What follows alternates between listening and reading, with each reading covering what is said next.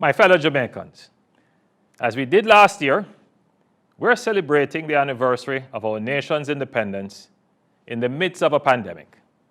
While the pandemic has dealt a severe blow to our lives and livelihoods, we have, as a nation, done well together in managing the crisis. We have been able to do this through the hard work and sacrifice of thousands of frontline workers and the support and cooperation of most well-thinking Jamaicans. As we celebrate our anniversary of independence, let us pause to reflect on what independence means. True national independence is not complete without economic independence. It is not enough to merely be proclaimed politically independent without also achieving economic independence. The government has been steadfast in pursuing the path of economic independence for Jamaica through implementing the right policies to secure the future that we want.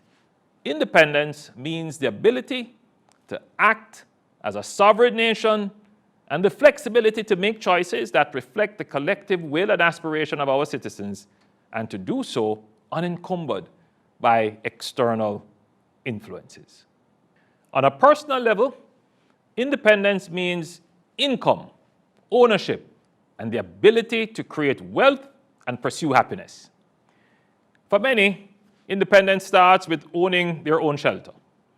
We are reforming the housing market to make 70,000 new houses available. This will transform not only housing, but families and how people live together in communities. We are establishing structured, vibrant, and sustainable housing projects such as the Bernard Lodge development, which will over time replace ad hoc informal settlements. We are providing Jamaicans with greater employment opportunities. At the same time, we are creating an ownership economy, not just through housing, but through investment opportunities for Jamaicans to own a piece of important national assets and corporate enterprises. More than 30,000 Jamaicans now own shares in Wigton Wind Farm and Trans-Jamaica Highway, and will soon have the opportunity to own shares in the Jamaica Public Service Company. Independence means better access to education to allow every Jamaican child to achieve their full potential. We must transform our education system to enable Jamaicans to pair their God-given creative talent with technology to compete in the 21st century global marketplace. A critical aspect of educational reform relates to changing the mindset and behavior of our citizens so that violence is no longer seen as the primary means of conflict resolution. We must develop a social consensus that shuns violence in all its forms for the gentler, safer, and more caring society that we all seek.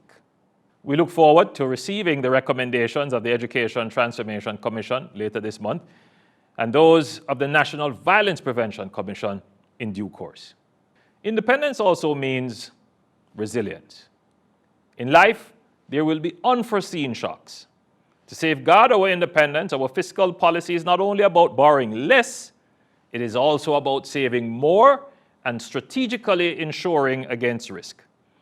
Jamaica recently issued a catastrophe bond through the World Bank that provides US $185 million in financial protection in the event of a loss from a major hurricane.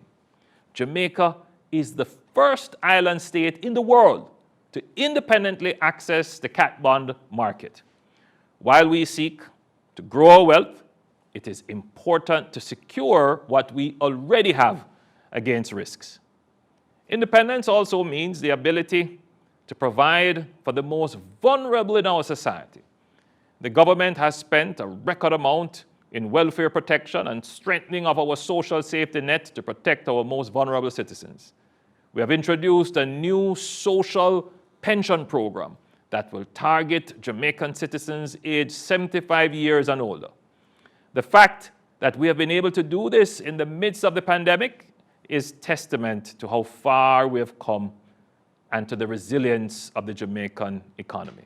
The idea of independence is the ability to choose, and with that comes responsibility for the consequences of our choices. We are now faced with important choices as a nation.